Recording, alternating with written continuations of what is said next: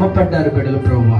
కానీ కేవలం నీ కృప చేత ఎవరి బిడ్డల పట్ల మీరు చూపిన ప్రేమను బట్టి, కనికిరని బట్టి, దయ్యను బట్టి, జాలిని బట్టి మీకు వందనాలు స్తోత్రాలు చెల్లిస్తున్నాం.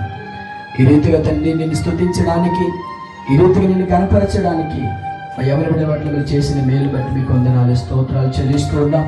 అదే రీతిగా తల్లుల క్రిస్మస్ కూడా బిడ్డలు కూడా చాలా విషయాల్లో వారు మేము చెప్పిన మాట కాదనక 2 సార్లు పోస్ట్ పోన్ చేసినప్పటికీ కూడా వారు కూడా మన బిడ్డలు మన అనుకున్న రీతుల్లో వారు కూడా తగ్గించుకుని ప్రభువా ఈరోజు ఈ కార్యక్రమం చేసుకోవడానికి వారు కూడా మనస్ఫూర్తిగా అంగీకరించిన ఆయన బిడ్డలందరూ కూడా సహకరించిన విధానం బట్టి మీకు వందనాలు స్తోత్రాలు చెల్లిస్తూ ఉన్నాం.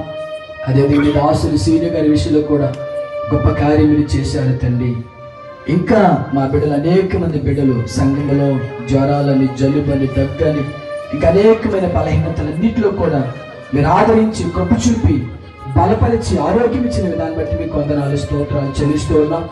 ఈ క్రిస్మస్ ఈ రీతిగా జరిపించుకోవడానికి మీరు కృప చూపారు, వాతావరణం అనుకూలపరిచారు, పరిస్థితులు అనుకూలపరిచారు.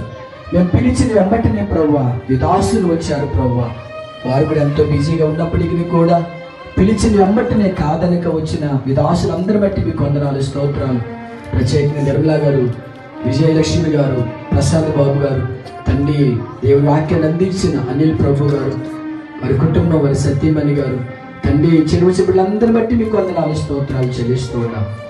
సంఘాన్ని ఇంకా మీరు బలపరిచి భద్రపరిచి ఆశీర్వదించిన ఆయన ఈ రీతిగా ముందున్న దినాలన్నీ కూడా ఇది కనపరిచే వారంగా, మహిమపరిచే వారంగా, సమాధానం కలిగి ప్రేమ